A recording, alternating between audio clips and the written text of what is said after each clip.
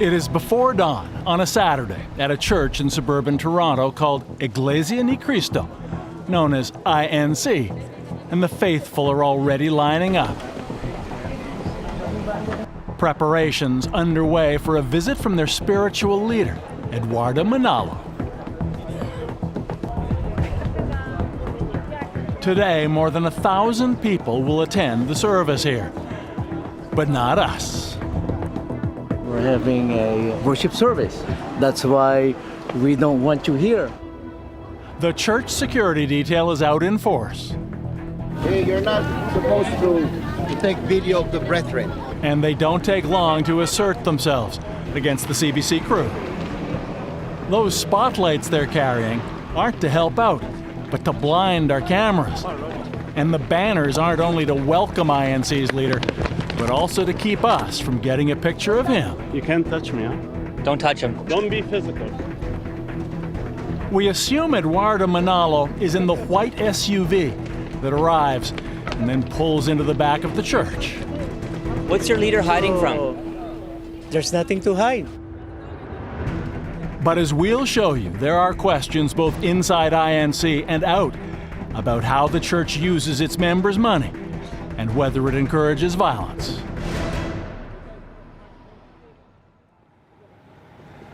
Behold, all those who are incensed against you shall be ashamed and disgraced. They shall be as nothing.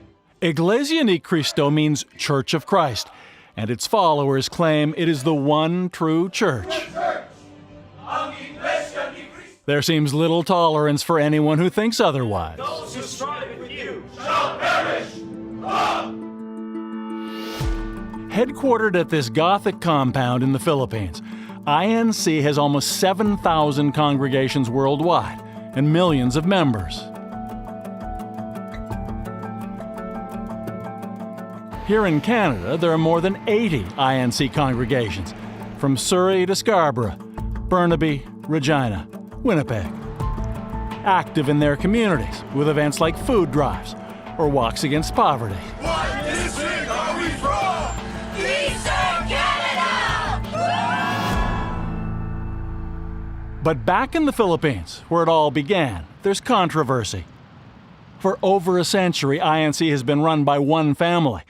Its leader today is the founder's grandson, Eduardo Manalo, and his is the final word. All that you command us, we will do, and wherever you send us, we will go. But increasingly, the church is facing unusual allegations for a major religious organization. Its members accused of financial irregularities, kidnapping, even murder. And the city of Vancouver now finds itself at ground zero in that, because of this man, Lowell Menorca. Yeah, this is my everyday. Menorca spends his days collecting food for refugees and delivering it to food banks and homeless shelters. Hi. Hello. Just gonna leave this, okay? But thoughts of his home, the Philippines, Right. and INC are never far away. INC is the church in which you spent your life. Yes. I was born into the church. My father was a Catholic who converted. As an INC minister, he says he led a happy life until church financial secrets appeared online, and INC members blamed him for leaking them. Menorca says police officers out to protect the church tried to kidnap him more than once, here in broad daylight on the streets of Manila. When it made the local news, INC denied any involvement. And Menorca says another abduction almost cost him his life. I saw 10 police officers with their guns pointed at me, and then they ran and shouted, "Dapa," meaning get on the ground. He says he was sure he would be killed when he was put into a vehicle, handcuffed, and someone threw something inside. I immediately know that it's a grenade. The only thing I could do was bow my head and pray for my wife and child. That's it. But incredibly, the grenade didn't explode. After that, he was held captive on church property for 3 months before escaping to tell his story. I was really afraid. Afraid for my family. The more we stay there, the more we will be in danger. And the Menorca family remained in fear of INC when they found this picture on their windshield. Their little girl's face crossed out in red ink. They fled the Philippines, his wife and daughter to hiding in Asia, Lowell Menorca to seek refuge in Canada. He found himself at Vancouver Airport, hoping he'd made the right choice. If you had stayed in the Philippines, would we be talking today? I wouldn't be alive anymore. They really needed to silence me, to at least give the impression that, this is what happens to anyone who would go against the church. Church members deny Menorca's story and claim he's defaming them to enhance his resident status in Canada. And they point to a series of criminal libel lawsuits launched by church members in the Philippines as proof he can't be trusted. Sa makatwid, pagka mayroong magsasabing iba sa sinasabi sa atin ng pamamahala, dapat ba nating paniwalaan? Hindi po. The church has even made videos like this one from a chapel dedication in Regina, urging Canadian members to ignore critics like Lowell Menorca. So I don't even lend an ear to those people. I don't even listen to what they say. It's definitely the work of, the enemy. But it seems the Canadian Immigration and Refugee Board takes a different view. In November 2017, they granted Lowell Menorca refugee protection in Canada, finding him a credible witness who gave trustworthy evidence. They described INC as having the means and the motivation to seriously harm or kill Menorca if he were to return to the Philippines. I was hoping that, this is really what God wanted, and, that I can give hope to others who are looking for protection too, because a lot of them are still in danger up to this very moment. These days, Lowell Menorca is in communication 24/7. Wala, puro malinis lahat yan. With INC members around the world who've made him their touchstone in the battle against the church. It's how he came into contact with this woman. Liz de Ocampo was among the first in North America to organize protests against the church. In California, home to the largest INC population outside the Philippines. We arranged to talk at the arena in downtown Sacramento, but no such luck. If you guys want to talk, sure. You will come here, just... I think the church told security not to let CBC. INC has an event here to celebrate the 50th anniversary of their first U.S. church service. Apparently, we're not on that guest list either. Is it the church that is objecting to our being here? I don't know. So, welcome to the world of Iglesia Ni Cristo. Shall we find another place to do this? I guess so. Finally, we find a spot to speak to Liz de Ocampo about the recurring complaints against church leadership, allegations they're enriching themselves with their members' money. They have luxurious cars, they have bigger houses, lavish lifestyles, they're able to travel. Reportedly, part of that travel is in the comfort of an Airbus A330 jet, valued at over $200 million. And Eduardo Manalo is always surrounded by security. In 2016, in California, protesters were met with violence.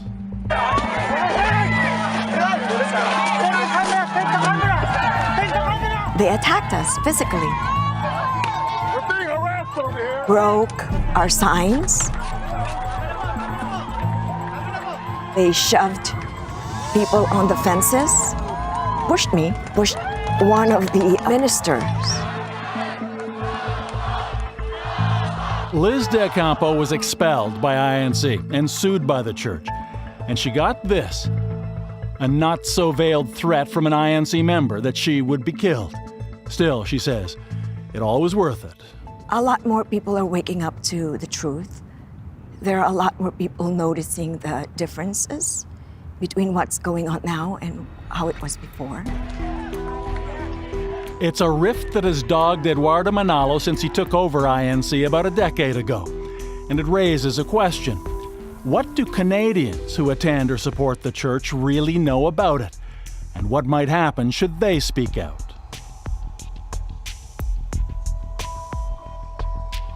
We're off to Northern California to meet a man who found out the answer to that the hard way. My beloved brothers and sisters in the faith, we are truly happy and filled with joy because all of us who are supposed to be here are safe and sound. We're able to get. He was a prominent minister in Anaheim, California, when he broke with INC. What did the prophecy state? It says from. Today, Rolando Dizon preaches to others who've left both the church and the rule of Eduardo Manalo. People stop fearing the Lord. They feared a man here on earth instead. Not going to mention the name.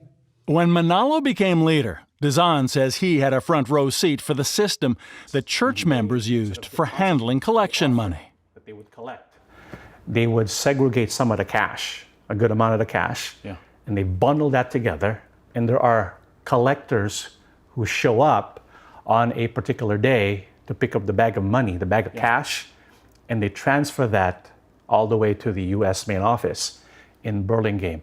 Exactly what they do with the cash, we have no idea. We cannot ask about that. Just to be clear, in your capacity as a minister of INC, you saw this, as what you call funneling of the money. Oh yes, I've seen it with my own eyes. INC's lawyers say handling cash like that is not unusual. But according to Dizon, congregations in Canada and the U.S. are INC's cash cows. He says it's why Manalo spends so much time in North America. In fact, sources tell us that they've submitted a list to U.S. law enforcement of church executives they suspect of trying to smuggle cash from Canada and the U.S. And indeed, we've received information that in 2015, one of Eduardo Manalo's top executives, a man named Matt Pareja, was detained at Seattle Airport, allegedly trying to take undisclosed cash out of the country. In other words, exactly what Rolando Dizon described for us. If you kind of connect the dots, when you consider the fact that there are congregations preparing cash during his arrival. Through his lawyers, Eduardo Manalo denies misusing church money in any way. But Dizon doesn't buy that and fears he still may pay a price for speaking his mind. Do you believe you are in danger? I believe so. Very much so. In fact, just before he left the church, he says he was recalled to INC headquarters. Then a contact in Manila told him to stay away. The informant told me, don't do it. Why? Because your life will be in danger if you do that. So you were being lured back so they could kill you? I believe so. I believe so. He's safe for now, but as you will see, that was not the case for a Canadian in the Philippines. When he crossed paths with INC members, Barry Gammon's life was about to end. This guy just quickly came in and just shoot him. Just keep on shooting and shooting. So we think we found the door that Eduardo Manalo will use to exit after his service. And our search for answers continues. He's got security guys around. Fingers crossed.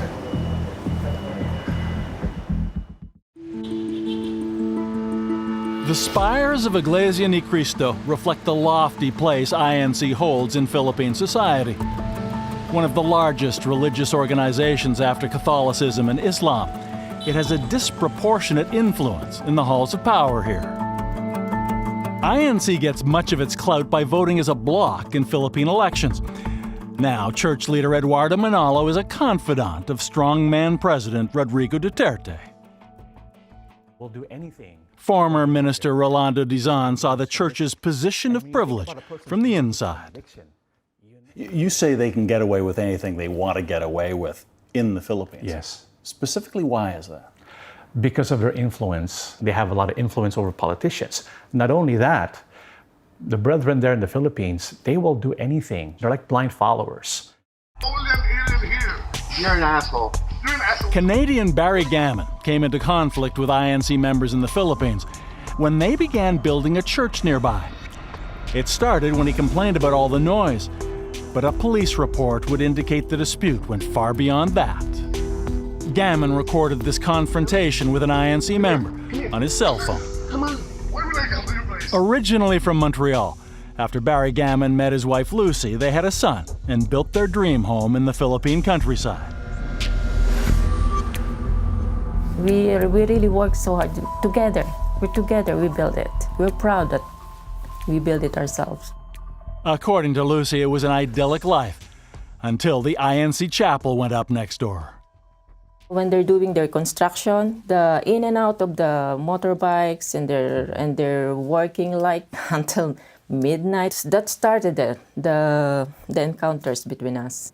Those encounters dragged on for 2 years at all hours of the day and night. So 3 o'clock we're awake. Our son is awake. How are you gonna have peace in that? You're on my fucking property.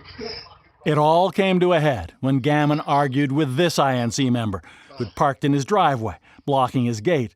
He's also a local lawyer. We're not done. I have to see you in court. But there would be one final encounter with other INC members. They were really, really mad that time and they said, we're not done. Did it ever cross your mind that this would turn to violence? Never. One evening this past June, Barry and his 7-year-old son JJ were on their front porch when suddenly there was a stranger with a gun. This guy came in and just shoot him, just keep on shooting and shooting. And then my husband dropped. I saw him bleeding. When he dropped on the floor bleeding, then only I realized my son is just on the... So he's been there for all of us. Yeah. She hustled JJ into the house, trying to hide him under the bed, but he wouldn't go. It's just really heartbreaking. Like, he told me, we need to help Daddy. So just stay here first. And no, Mommy, I'm gonna come with you. We die all together. His family survived, but Barry Gammon would die from his gunshot wounds that night. It was just over a month later, August 2018, when Lucy and JJ reached Vancouver. PR 116 Manila. Met at the airport by Lowell, Menorca.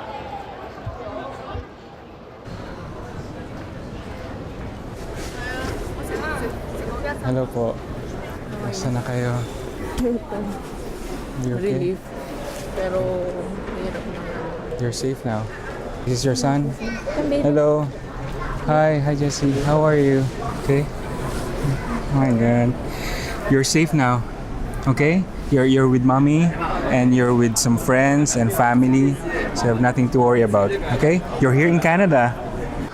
I know it's a lot to take in. In Canada, there has been no reported violence connected to the church. But since he arrived, Menorca has reason to believe he's been followed. Surveillance photos of his daily routine in Vancouver posted online. In one of its decisions, the Canadian Immigration and Refugee Board says it's clear that police in the Philippines are willing to protect INC, even going so far as to suggest a number of scenarios in which a critic of the church might be killed.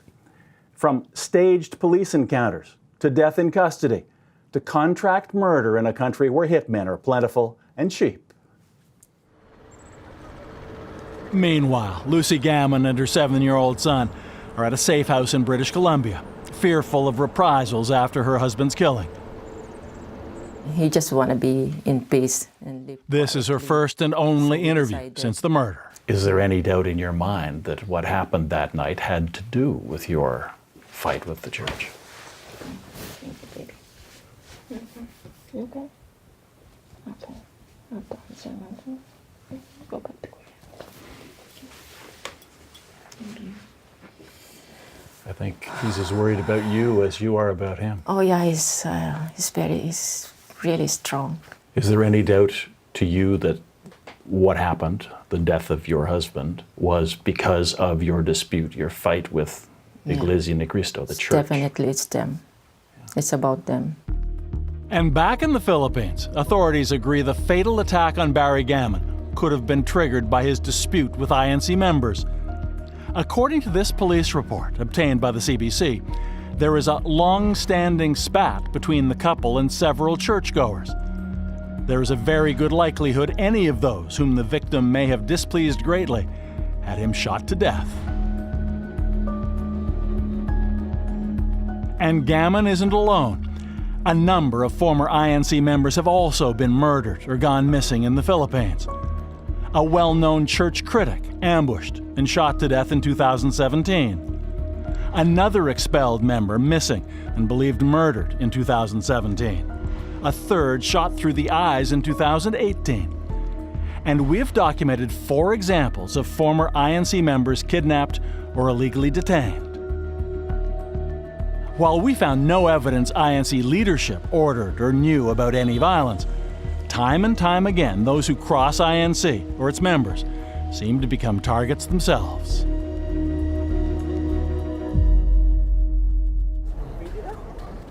Back in California, INC leader Eduardo Manalo is about to hold another anniversary service. Close to 20,000 followers are expected at the Sacramento Arena. And on our way to the event, we appear to have picked up some followers of our own.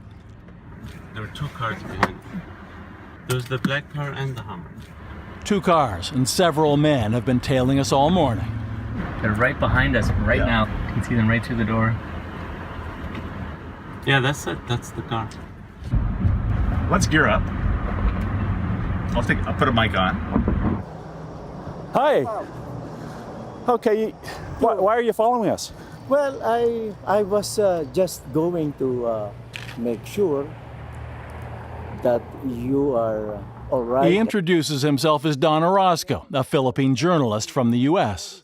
I am not employed with INZ. I am here representing Philippine News. Really? Is that what journalists do in the Philippines? They try to stop fellow journalists elsewhere from doing their jobs on behalf of a church like INC? Is that what you do? As I stated earlier, I am here to guide you, not to stop you. Okay? Eventually, he admits he is also an INC member. Well, people have told us, people who say they were victims have told us that the church has been associated with kidnappings, murders, systemic corruption, the skimming from collections, smuggling money in and out of the U.S. That is not true. No? That's never happened? I completely deny that. You've been seeing us in the bad light. Why haven't you seen the better light of the church? Because we've been speaking to people whose lives have been threatened by the church or whose husbands have been killed. That's again a deep accusation. It That's is. again a deep It is. accusation. that you're telling me. Mrs. Barry Gammon will make it to your face. And she has told us in great detail what happened. Well, again, it's her word against our word. Yeah. And what does it say? So I cannot further comment on that. At this point, we've already sent several emails asking to speak to the INC leader. And when we get to the arena, church security obviously knows we're coming.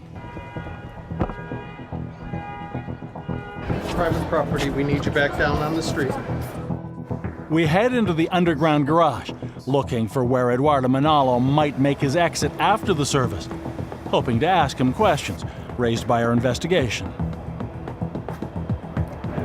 You are not welcome down here. Again, they're expecting us. Inside, the INC leader and 17,000 faithful, literally, kissing his ring. In the garage, the CBC crew kept away by a line of Manalo's security guards. It's as close as we're going to get. You can go, or we'll contact PD. That's perfectly because fine. You guys do not have the right to film them. Yeah. We are doing a piece on INC that will look at allegations of financial corruption, kidnapping, Okay, you're not doing it here. and murder. So if we have to leave, we will leave. Okay, you need to leave right now. But when we get back to our rented SUV, someone's left us a message. From the beginning of the day, they followed us, they harassed us, they did everything they could to keep us from doing our jobs. Fair enough. It's all in a day's work. But then we got back to our vehicle afterwards. All of our tires were slashed. You can see where the The knife went in here. Look at this one. This one's totally deflated because it's been slashed. Do we know for a fact who did this? Did we see who did this? No. Do we have a pretty good idea? We do.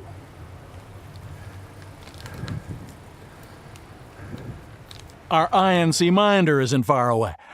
We ask him. I have no idea. Coincidence? I have no idea. I'm a journalist. I don't believe in coincidences. Well, it happens. It does happen. Yeah, I would imagine it happens occasionally. Well, I'm with sad. those who cross INC. I am sad that that's what happened. Weeks later, we get a letter from the lawyers for INC, calling the allegations from our investigation scandalous, outrageous, and untrue.